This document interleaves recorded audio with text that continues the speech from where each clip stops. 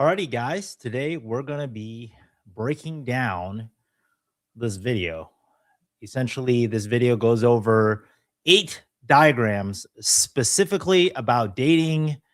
Uh, alrighty, guys, today we're going to be breaking down specifically about dating dynamics, female, male attractiveness, how dating apps work, divorce rates, how most women view men. uh we're gonna jump right into it.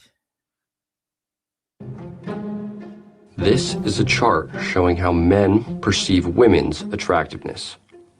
Looks pretty normal. Men tend to perceive women's attractiveness on a standard bell curve. On the scale of 1 to 5, the average is 2.83, with the most common rating being 3. 8% are above the 4 and 17% below a 2. All pretty normal. And here is how women perceive men. Yeah, doesn't look so good for men. Taking this at face value, only 1 in 6 men are above average in an absolute sense. And if we translate this plot to something more familiar, like IQ, then we have a world where women think 58% of men are brain damaged. When we dive a little deeper, though, it becomes clear this isn't a men are too ugly to date thing. It's a men are too ugly to hook up with thing. This is OkCupid, one of the biggest dating sites in the world, and this is Christian Rudder, the former CEO of the platform. In 2009, looking to promote the platform, Rudder and his team began to release data from the site, giving us an insight into what the dating market really looks like behind closed doors. In 2014, he released the book Dataclysm, summarizing much of the... All right, so I don't understand why every video that talks about statistics always goes back to OkCupid. Again, it's such an outdated website, or it's such an outdated dating site. I don't know if you really need to trust the data. And also, I don't know if you need to look at certain statistics to know what you already seen from the real world, right? Like, you probably don't need a stats class to understand that, hey, if you ever downloaded a dating app, if you ever used Tinder, Bumble, Hinge, yeah, it's not that easy as a guy. You already know that, right? So you don't need it's like you don't need to look at cancer statistics for smoking to know it's bad for you. And so before I watch this video, I want to let you know that for the average man, statistics is just going to confuse you unless you're like a top tier engineer. You studied data for a living like I did. Statistics just confuses most people in general. It's the same. It just science in general, data science. It's kind of like when you talk to a regular person about chemical compounds, how like nutritionists, people that talk about health, it's like, oh, this thing has dihydrogen monoxide, or this thing has some complex compound, right? For the average person, they're going to get confused. They're going to be like, oh, wow, what is this long chemical composition, this organic matter? I have no idea. It sounds like a big name, something dimethyl, terbutyl, hexa, whatever. And it just sounds like some dangerous compound. The same thing with statistics. If you don't have real world data, if you don't actually go out and talk to women, if you don't have like a lot of iteration, statistics, again, it's how you interpret the statistics. It's how, like, what is it that you're trying to convey? Because a lot of this will just confuse the average person. If you just watch dating statistics, you're going to feel like absolute shit and you're going to take less action, to be honest. And I'm going to go through a lot of this data, but knowing statistics doesn't always get you what you want. Knowing statistics sometimes just confuses you with a lot of shit that maybe you don't need to know. Like an average guy who doesn't know statistics, he's like, oh, I'm just going to see a girl, I'm going to approach a girl, I get the girl. Whereas a fucking nerdy guy or a guy who's just sitting at home reading statistics on dating but not approaching, he's going to be, he's going to see a girl and he's going to be like reciting this data from YouTube. And it's not going to help him at all when it comes to like what's in the moment and what he actually needs to do. The data revealed by the site. Within the book, Rutter displays the differences between how men and women view each other's attractiveness on the site. But when asked about it in an interview promoting the book and platform, this is what he had to say. Tinder, those curves move even further apart. Match, they move closer together. The male curve barely moves. It's really the female curve that moves around. The men kind of have the same curve on all three sites, and it's the female curve that moves around. When OkCupid was acquired by the Match Group in 2011, Rutter got access to the rest of the Match Group's biggest platform's data. The two biggest of which at the time, Match.com and Tinder, give us a lot of insight into what's really going on here. Although charts or data were never posted, we can estimate based on what Rutter said. This is an estimate of how women perceive men on Match.com, and this is an estimate of how women perceive men on Tinder. We can see that for women, as the dating site becomes more casual in nature, the standards climb. Although people like to push the narrative that women are delusional and have too high standards, the data seems to say the relatively high standards are only for casual intimacy, which when you consider the additional risks women take on with intimacy, the relatively high standards seem reasonable. Essentially, women are thinking, if I'm going to take the risk of a casual hookup, you better be attractive. The next question is then, okay, what makes someone... I think also the age demographics, right? So for example, let me see here. Average age of women on Match.com. Let's see what happens. Okay, so the average age of all Match.com users is generally around 36 years old. Well, no fucking shit. Women are lowering their standards on Match.com. Like, dude, that's the average age is 36. So yeah, if they're trying, and also Match.com, they're trying to find relationships. And I think most women around 80, sorry, not 86, 36 kind of know, like, just because a guy wants to have sex with you doesn't mean he's going to put a ring on it. So of course they understand once you're in your late 30s, you're going to have more realistic expectations, right? Versus the average age on Tinder is probably going to be a lot lower, right? So it's not that women are pickier. It's not like women have higher standards. They just have more options. And so you got to keep in mind that you're going to be as picky as your options. So if a girl has 500 DMs, think of it. If a girl has 500 matches per day and you only have time to go on 2 dates a week, why wouldn't you pick the best options that you have? And so if you were a guy and you were shown the same amount of standards, you would be just as picky, right? If you were Dan Bilzerian and you had a line of 500 women ready to have sex with you and you only have the energy for 2, you probably fuck the hottest girl, right? So it's not that women have higher standards. It's that women have more options and they're going to pick based on their level of options.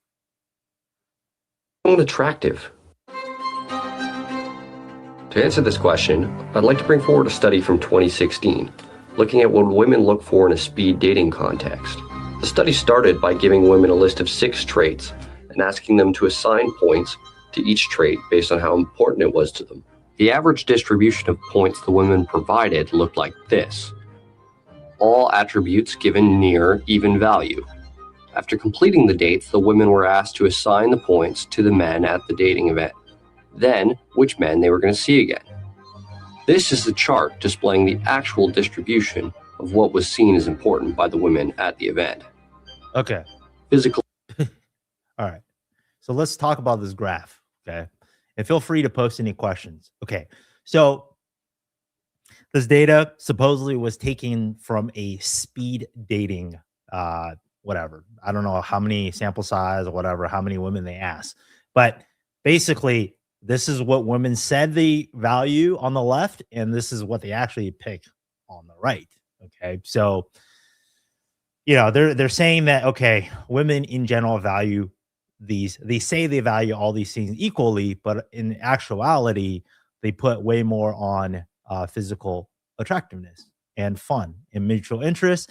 And things like intelligence, ambition, and sincerity are less heavily weighted. Well, let me ask you this. A lot of these things, it's not easily measurable too. So if you put yourself in the women's perspective, how do you fucking measure a guy's intelligence on a speed dating app? Like, that doesn't make any sense. If you're on a speed dating, not app, but if you're on a speed dating event, you have like, what, I don't know, 5 minutes to talk to a person. Okay. So what are you going to give her if you're a girl, you're going to give a dude a fucking Mensa test? So there's no way to, you may not be able to tell right away a person's intelligence. Same thing with ambition. Like, how are you going to know how ambitious a guy is? Right? You could just bullshit. What are you going to say? I'm going to be the next Mark Zuckerberg. I'm going to be the next CEO of a startup. Like, so a lot of guys are going to bullshit on that front. Sincerity. How do you measure sincerity? That's something that you would find out if you actually date somebody long term. You're not going to know if somebody's sincere from a speed dating event, right? So the only thing that a woman can actually get a good grasp, obviously physical attractiveness, that's 100% detectable. It's not like, there's going to be a margin of error. If you're on a date with a person, you know exactly what they look like in person. So that's a very accurate measure. So a woman can actually measure your physical attractiveness on the spot, right? Fun. That's pretty, girls are going to know right away if you have a good personality, if you're fun, right? And same thing with mutual interest. So these are the things that women can actually assess accurately in the first place. So yeah, you might be the most sincere guy, but she's not going to give a shit until down the road. So you got to understand, when it comes to dating, certain skills in dating as a man are more important, right? For example, if you can't get a fucking date, you shouldn't focus on sincere skills, because that is down, it's kind of like, if you don't know how to make 20,000 a month, you probably shouldn't worry about how to scale your business to like 9 figs. Like, if you can't even make 20,000 a month, maybe you should just learn how to like figure out a product and learn how to sell it, right? So this is what happens. You got to understand, in the dating process, you as a man, you need to focus on where in the dating funnel you're stuck in. Okay. So if you're meeting 0 women a month, you shouldn't focus on sincerity and ambition, because no woman's going to fucking give a shit until late stages of dating. You should absolutely focus on, being fun, having mutual interest, and obviously looking better. Those 3 things are going to be most important, right? Dude, if ambition and intelligence was like the holy grail of what women want right away, every Asian guy would be fucking tense. You know what I'm saying? Like, it's just and those do matter. Like, don't get me wrong, all these other traits do matter. It's just they matter less on a first date, right? But you bet your ass, I definitely value intelligence and ambition. But again, I don't show that on my first, maybe a little bit. If a girl's smart, maybe we can speak the same wavelength, but I have no idea. I don't know. I have no problems sounding retarded when I'm talking to a 19-year-old Latina girl who doesn't give a fuck that I study chemical engineering. Let's continue. Important by the women at the event. Physical attractiveness was by far the most important attribute, with the amount of positive responses and level of physical attractiveness having an astonishingly large correlation coefficient of 0.801. For comparison, the correlation coefficient between IQ and academic performance is 0.54. Think about that for a second.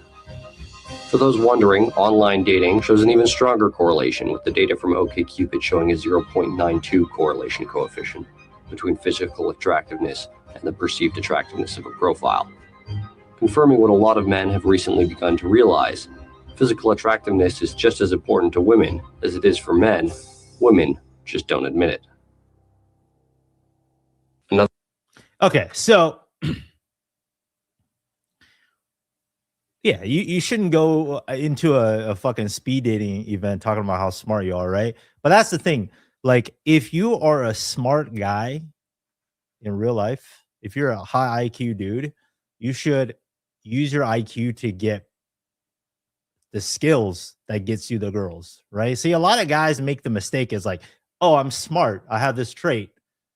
Smart, get girls. No, it's like, okay, you're smart. You have a high IQ. Okay, you read $100 million models, whatever. You're smart, so use that IQ to get additional skills. Like, okay, I'm smart.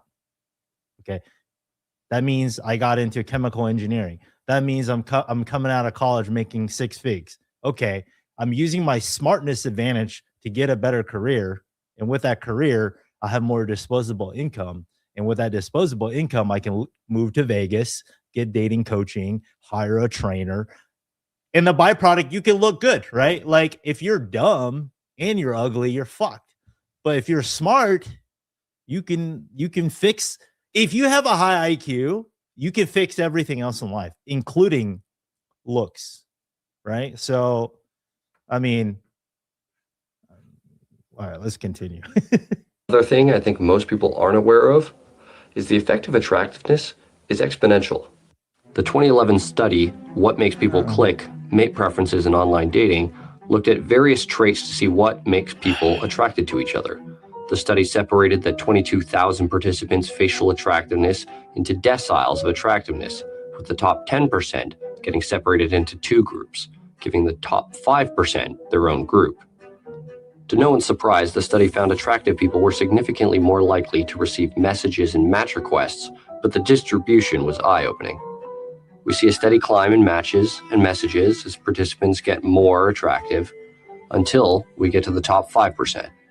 Miles above the rest, the top 5% of men dominate in online dating. Okay, I agree with this chart. It probably makes sense. I've had a lot of really good-looking clients. I've had 6'4" model-looking dudes. Like, and there's a reason they come to me, right? Usually it's like they're really good looking, but their verbals are really bad, or they're slightly autistic. Yeah, good looking guys, especially the top 5%, have it extremely easy. But there's a caveat, right? So you rarely see a good looking guy come to me, but they also have good game. Usually it's like good looking guy with bad game. Because if you're a good looking guy and you can approach, it's fucking game over. So usually what happens is I'll get a good looking guy who has potato conversation skills. Okay. And they still get girls. I remember this Asian dude who's 6'4", jacked. He was 8% body fat. And yeah, girls will give him the looks. And he'll talk to the girl for 30 seconds and then he'll just leave. And I'm just like, like, what the fuck? Like, the second there's a pause, he just leaves the interaction, right? So good looking guys in real life end up dating very mid chicks. Why? Because it's almost like a curse. Like, good looking dudes rely on women with a lot of interest. Okay. And the thing is, only 6s, maybe 7s at best, mid women will actively pursue a guy. Okay. Even if you're a good looking top tier guy, the top tier women, they have so many options. They're just not going to chase you, right? You're not going to get a 10. Even if you're a 10 as a man in terms of aesthetics, a girl who's a 10, they're just fucking bombarded. Like, they're not going to put in the work either. So a lot of good looking guys have the curse of dating really mid chicks. Okay. I remember I was running a boot camp with this guy. Okay. And, sometimes I match some girls on dating sites or I meet them in person. I add them on Instagram. So, dude, I'm posting stories of me with my client, and literally a girl that follows me was like, wow, your student is really good looking. Like, let me get his contact. And this girl was kind of mid, she was like this aggressive redhead. I'm not too into redheads. And she would even like be aggressive towards me. And I was like, I got less and less attracted to her. So I just threw like a layup to my client. I was like, "Hey, this girl, this girl is down. Do you want to set up a date?" Of course, she just latched on him, and then they ended up fucking whatever, and it was a layup, right? So it's like aggressive. Yeah. Anyway, so going without going too much on a tangent, a lot of good-looking guys date mid chicks, and that's a curse because you need to be in a position where you have point of no return. You got to burn the boats. That you're gonna be willing to put in the work to level up. Guys that get laid, just they're not willing to just do whatever it takes to like ascend your dating learning curve. And I see this all the time, like crypto dudes, good looking guys that pay money to get girls, like they're just not hungry enough to like fucking go out, do 50 approaches a night, get rejected, go on a fucking spreadsheet and record your sets. You know what I mean? Like only somebody who has a chip on his shoulder is gonna do that. So yeah. So it's not always a blessing to be a good looking guy. They just don't work as hard. And a lot of them settle with, yeah, you've seen this all the time. You've seen like even on social media, you've seen a lot of good looking dudes with mid attractive Seen girls. as more than twice as desirable as a 90th percentile man. Data released from OkCupid touts similar, if not even more telling results, showing the exponential effects of physical attractiveness. Each percentile makes a bigger and bigger difference the closer you get to the top. I don't want the takeaway from this video to be that looks are the only thing that matter, because they're not. Another large contributor to a man's attractiveness is his social status. If we look again at the What Makes You Click study, we can see a large contributor to a man's perceived attractiveness is his occupation. Irregardless of a man's individual income, the industry he worked in had a large impact on if women attempted to match with him. This is a chart showing the attractiveness of different industries men in the study worked in, and my fuzzy best estimates of the average salary in those industries. As you can see, there's a correlation between the average salary in the industry and the attractiveness of it, but it's certainly not a one-to-one. It's a very loose correlation, by the way. Industries like computer engineering, science, government, politics, and financial accounting make a large amount of money, but don't give the men in them much of an attractiveness boost. Industries like firefighting, law enforcement, and military don't make a ton of money, but give the men in them large boosts in their attractiveness. And over here, less attractive than being unemployed are service, hospitality, and labor. Okay, this doesn't make any sense. Okay, first of all, I live in Vegas. All right, he's saying that people that work in the service and hospitality industry don't do well in dating. Dude, some of these bartenders and barbacks are fucking the hottest girls.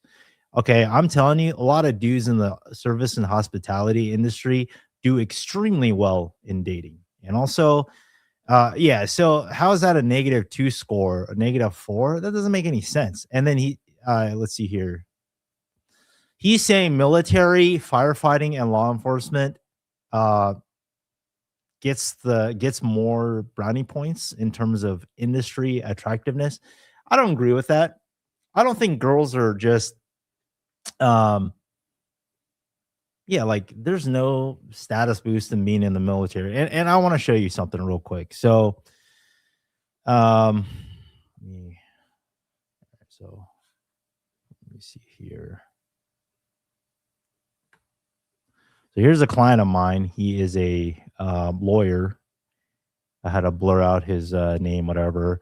So lawyers need dating help too. Okay, this guy, they meet a lot of the wrong types of girls. Okay, and then here's another client of mine, firefighter, right? Jacked as fuck. So I had to blur out his face.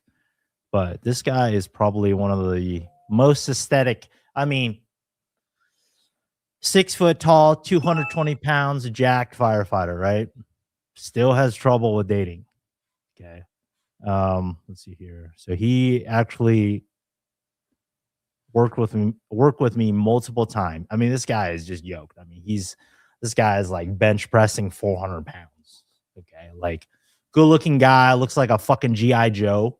Okay, still has problems dating. So the career stuff, again, yes, there's some slight effect. I think Asian girls care a little bit more about your career, but think of it like this. It's more about what qualities you end up cultivating as the result of your career, right? So obviously, if you're in the military and you're a firefighter, chances are you're going to be jacked, right?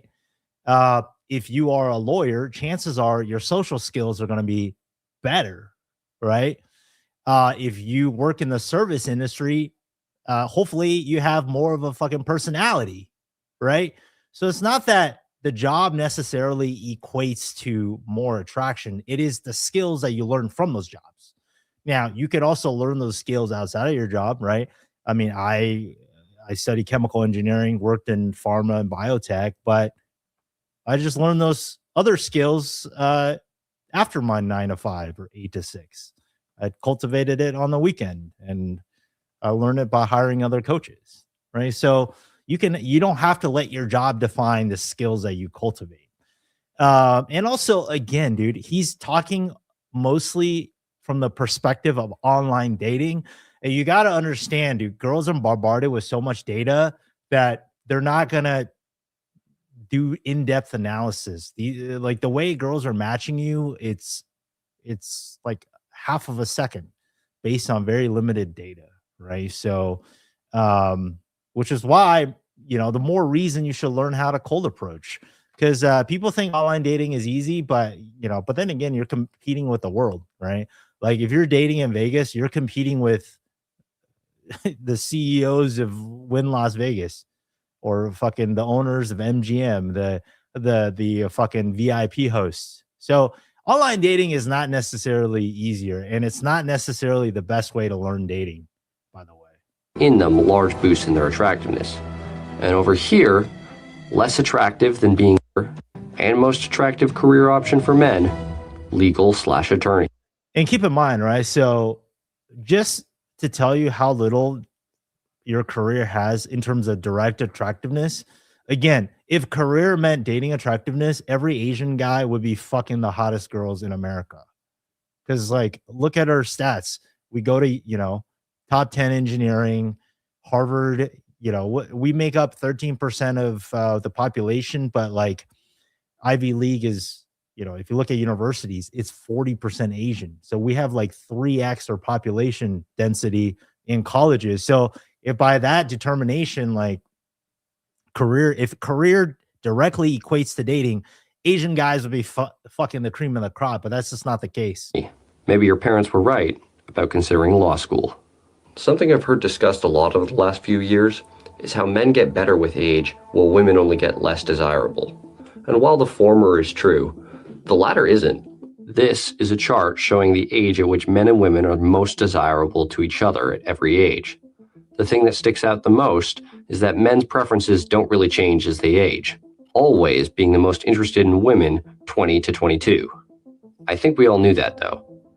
Something I don't think most men realize is that the prime demographic they're interested in, 20 to 22-year-old women, are most interested in 21 to 25-year-old guys. That's your peak, guys. It's not your early 30s. That's debatable, right? So if you meet a lot of girls, that's the thing with statistics, is there's a lot of exceptions. You cannot just look at a graph and say, oh, like most, well, okay, most, but like if you're talking to 50 girls a weekend, all right, if you're meeting a lot of girls in the, that are 20 to whatever, 21 to 25, you're going to meet more than enough that are dating guys my age. Like, this girl keeps calling me dad. This girl keeps calling me Papa because I literally am her dad. Yeah, it's almost every girl that I date is like 19 to 23. Every single one. I've almost never dated girls after 25. And I'm 42 at this point, right? So most does not matter. When your sample size is high in dating, when your dating pipeline and your dating funnel is double digits, or you're meeting a lot of people, like these statistics don't really matter. It doesn't need to be most. It doesn't need to be 50% for something to be relevant, right? And it's certainly not 38. It is worth noting that as a man, you'll receive the most attention from women in general between the ages of 25 to 30. This essentially means men have two primes. A first prime from the ages of 21 to 25, when prime women 20 to 23 are most attracted to you. And a second prime from ages 25 to 30, when you'll get the most attention from women overall. All right, let's talk about this. So let's explain primes, okay? So again, when you're talking about mass statistics, the data does not necessarily reflect on you as a singular data point, right? So for example, let me just draw this out. Holy shit. Okay, so for all the nerds out there, right? So you have a population demographics, right? And this is the mean, right? Excuse me. This is the mean, okay? And then every dot is a man, right? Almost nobody is average. Nobody's actually average. Everybody is their own data point, right? So just because the data is saying this is where most men is, no man is actually statistically the perfect average. So you could be here, you could be there, you may be close to average, you may be way above average, right? So the data doesn't always explain, it doesn't perfectly, it only explains a distribution. It does not tell you where you're at in this curve, okay? And let me just explain. Let me just ask ChatGPT, what is the average height, weight, squat weight, net worth of a Chinese man? Let's just say that, okay? We're looking at statistics here. Let's just look at what is the statistics of what I'm supposed to be, okay? Okay. So if I were to just look at statistics, this is my fate, right? This is why you got to look at statistics. Fuck, dude. This is a convert to imperial. Convert to imperial units. Oh my God, dude. All right. All right. That's pretty good. Okay. This is my fate. If I'm like, hey, ChatGPT, hey, statistics data on the internet, what is my fate as a fucking Chinese guy? All right. Yes. The entire video is Mike trying to override rules. That's the point. Okay. So if I'm like utilizing the internet and determining my fate as a man and what, okay, this is my fate. And what is the average body count of an Asian man? What is the average sexual body count of a Chinese man? Let's see here. Let's see what it says. All right, 3.1. All right. All right. So if I'm just relying on statistics to tell me what is my fate, I am 5'7", which I'm not. I'm 6'1". My weight is 154, which is also, I'm not that. I'm 205. Okay. I should be squatting about 90 to 130 pounds, but I've clocked in over 400 pounds, 430 or 40 max squat. My net worth should be less than 30,000 USD. All right, which is pretty pathetic, but I'm a couple of zeros more than that. Yeah. I'm a multimillionaire. And my body count as an Asian man, if I'm just looking at statistics, my body count should be 3.1. Okay. where in real life I am well into the hundreds. Okay. So what is the point of looking at statistics, right? So the statistics is talking about average guys, and average guys don't work on themselves. So it doesn't really apply to you. Now, if there was data on, hey, if there was data on the average guy that puts in this many hours, that does this much coaching, that approaches this many girls, that hits the gym this many times, that does weekly coaching calls, does pick up boot camps, what is his dating statistics? Okay, that's a different story. But when you're comparing this with the average guy, oh my God, dude, have you seen the average guy? Yeah, there's no point. So this is why statistics are kind of a waste of time. It's not going to help you. If anything, these statistics just makes it much more like it's just fucking depressing. I think it's also worth pointing out that even women start wanting to date a little younger as they get older. Dating truly is a younger man's game, and despite men seeming to age better in women's eyes than women do in men's eyes, Father Time continues to stay undefeated. Now, there's one more thing in the What Makes You Click study I want to show you. When reading through the study, I found this. The researchers concluded that both men and women's height preferences depend on their own height. Basically, being shorter than a woman will on average make you be seen as significantly less attractive than a man of the same height as her, and in a whole nother category than men taller than her.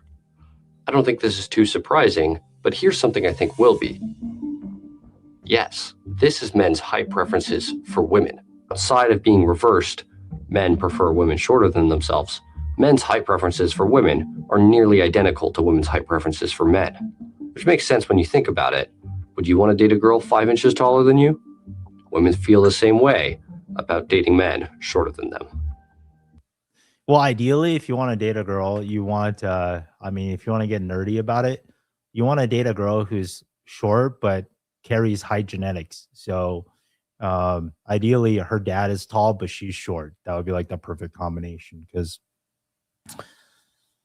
given that I'm a nerdy Asian guy who cares about legacy and longevity, like I don't want a short girl with actually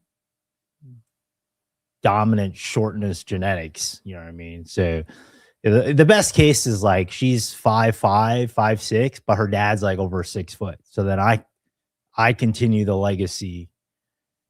And hopefully my kids will continue to be a Chad. Right. So that's the perfect case. Like, make sure, if you have a lot of options when you're dating girls, like ask the girl how tall their dad is. That's also very important.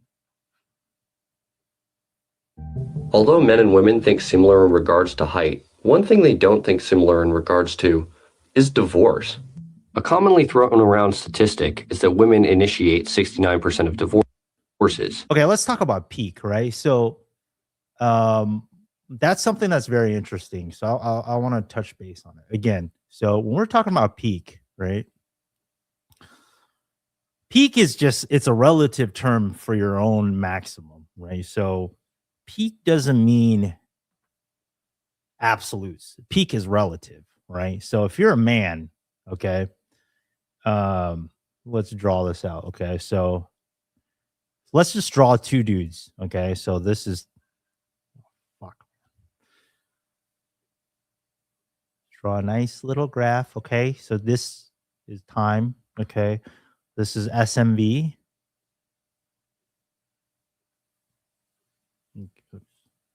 Boom. You like that? You like that? MS Paint skills? Okay, so your peak is just relative to yourself. Okay, so your peak could be less than somebody. It could be worse than somebody's like valley. You know what I'm saying? So like, for example, let's just say, all right, let's say this is your curve, right? This could be somebody else's, right? Somebody else's peak could be here. Okay. But every time point in their life is higher than your peak. Does that make sense? So take that into consideration. Your peak is relative to yourself. Okay. So you could be, yeah, you could be peaked out at 36 or whatever. You know, people always say your peak is 36, but you could still, you know, you could be peaked at 36, but you could still be a loser your whole life. You know what I'm saying? And somebody else could maybe peak at 25, but they're just dominating you their whole lives.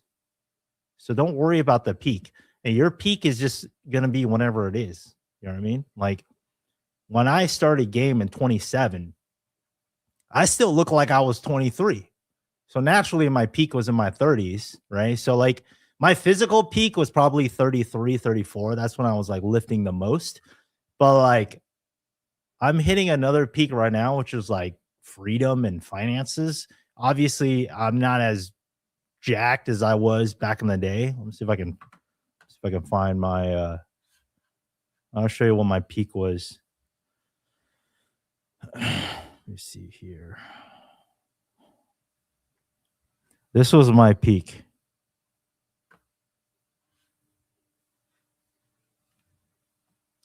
Where's my fucking... This was my peak. This was 2017. It was probably my peak, you know? It's my Hawaii trip. Got pretty jacked. But again, your peak is just your peak. Your curves, your acceleration, whatever, they don't always follow the actual curve. You're for example, like let me delete this. Let me explain how the peak works here. So let's say you learn dating, right? You learn how to approach women. Okay. So you could say most people's peak is like that, right? And then steady decline. And your peak is like, fuck, I wish yeah. Let's say this is most people's peak. Okay. So your peak is like this. Okay. You're just like a nerdy Asian dude. You're just fucking flatlined. All right, your peak is literally the second you fucking figure out how this cold approach works. Okay. All right. So with like your peak is literally when you decide you want to work on yourself. And then you're going to get this massive fucking jump. Okay. So this is me at 27. Okay. This is when I decided, hey, I can actually listen. Okay. The average guy, I don't even know. The average guy probably talks to less than one girl a month. Probably. I don't think we'll ever find statistics on this. The average guy doesn't even approach. Okay. Let's just say one girl a month, right? So when I got into pickup, I did 50 a week. So what is that? 2,000. I did 2,000 approaches my first year. So let's say this is 28, right? So, and I got double digit blaze. So my curve just went like that. Okay. So the lifetime body count for, I don't know what it is. It's like 7, right? For the whole dating span of an average American guy. I think the body count is 7. Now, I don't want to talk too much about body count. It's not always a metric for everything. Okay. So the second I learned pickup and cold approach, within 1 year from 27 to 28, I did more in like a month than the average guy in his whole fucking life. This is what I'm saying. Like these peaks don't fucking mean anything, right? This is like, right? Because when you can do 2,000 approaches in a year, this thing shoots up so exponentially high, right? So then that was like another peak, right? Just living in California. And then when I hit 30, I moved to Vegas. Okay. I mean, I can't zoom out of this chart, but if I could zoom out, like there was another fucking peak, right? And then when I was 33, I was like, let me try steroids for 6 months. And then I had like another massive fucking peak. And then I don't know, when did I get into crypto? 2017, 2018, 34 or something like that. I bought a whole bunch of crypto, and then my net worth went like so your peak is just whenever you decide to do something about it, you know? And then so I kind of have multiple. I would say my game is leveled off. I don't think my game can get any better. Maybe I can learn dancing or whatever, multiple languages, or just more geographical knowledge. But yes, don't worry too much about the peak. Okay. It's not set in stone. It has nothing to do with other people's data, right? So your peak is just when you decided to take action, and when you want to leverage your approach skills. Because there's nothing like approaching women is something that it's not like making money or like physical strengths, right? You're bound by the laws of physics. So, for example, like let's say bench press, right? Let's say you're doing bench press. How good can you really get from like untrained, right? So average guy, maybe he can bench press 100 pounds. Maybe with training and genetics, you can get to 400 pounds, right?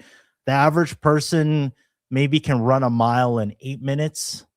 With elite training, you could probably get it down to 4 minutes, right? The average person makes 50K. Maybe with hard work, unless you start a business, you can do 200K. You work your ass off, right? I'm just giving general. So with normal metrics in life, you can probably, with strength, with money, whatever, you're looking at like a 3 to maybe 5x multiplier, right? Okay. Normal shit. But with dating, it's like, I don't know how to explain it, man. Like that, the average guy probably approaches less than, I don't even know. Let's just say 100 women in their whole lives, right? Well, I've done 20,000. Okay. So that is a 200x multiplier. Okay. You can't do that with other stuff. You're talking about all these other fucking bullshit data. The fact that I learned how to approach women, I just have a 200x multiplier over an average man, right?